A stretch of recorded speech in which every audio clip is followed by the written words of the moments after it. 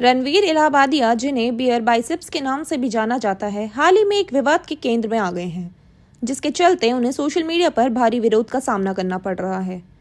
यह विवाद ट्रिगर हुआ समय रैना के comedy show India got talent के एक एपिसोड से, जहां रणवीर ने एक ऐसा कमेंट किया जिसने दर्शकों को हैरान कर दिया और साथ ही साथ बहुत सारी आलोचना को भी आमंत्रित किया।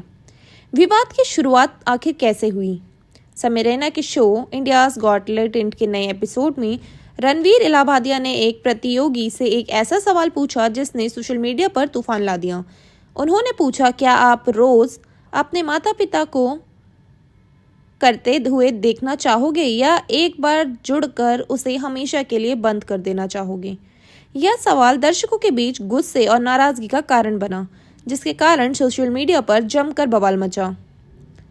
इस विवादित कमेंट के बाद रणवीर के खिलाफ सोशल मीडिया पर एक तूफान उठा। कई लोगों ने इसे अश्लील और अनुचित कहा, जबकि कुछ ने इसे कॉमेडी का हिस्सा मानते हुए भी इसकी आलोचना की।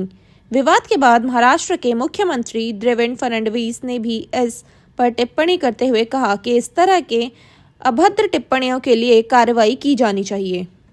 विवाद को देखते हुए रणवीर इलाहाबादिया ने एक माफी वीडियो जारी किया, जिसमें उन्होंने स्वीकार किया कि उनका कमेंट अनुचित था और कॉमेडी उनका क्षेत्र नहीं है। उन्होंने कहा, मैंने जो कहा वो मैंने नहीं कहा, मुझे माफ़ कर दीजिए।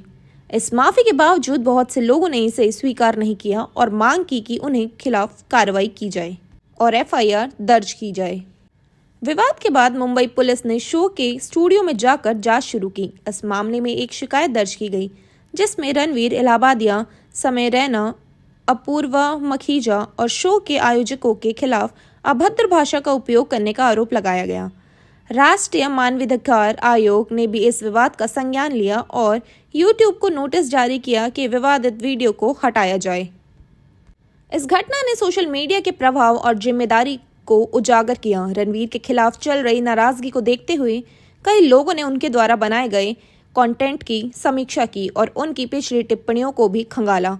कुछ ने यहाँ तक कहा कि रणवीर की ये व्यवहार का बिजनेस मॉडल है, जिसमें विवादित और उत्तेजक कमेंट बनाकर वे लोगों का ध्यान अपनी ओर खींचना चाह रहे हैं। इस मामले पर कई सार्वजनिक हस्तियों ने भी अपनी प्रतिक्रिया दी। नीलेश मिश्रा ने रणवीर को परवर्टेड क्रिएटर कहकर ट्वीट किया, जबकि कुछ अन्य ने व्यंग करते हुए कहा कि इस तरह के कॉमेडी को स्वीकार नहीं किया जा सकता। इस घटना ने फिर से वही पुराना बहस छेड़ दी है।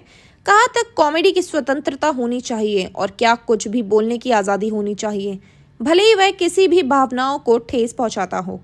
रणवीर इलाहाबादिया का यह विवाद सिर्फ एक व्यक्ति को गलती नहीं, बल्कि समाज के लिए एक बड़े हिस्से की खोज और मीडिया की जिम्मेदारी को भी उजागर करता है।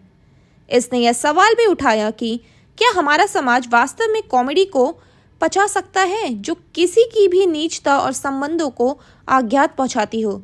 यह भी देखना होगा कि इस विवाद के बाद रणवीर का करियर किस दिशा में जाता है और क्या यह घटना उसके भविष्य के कंटेंट को प्रभावित करेगी।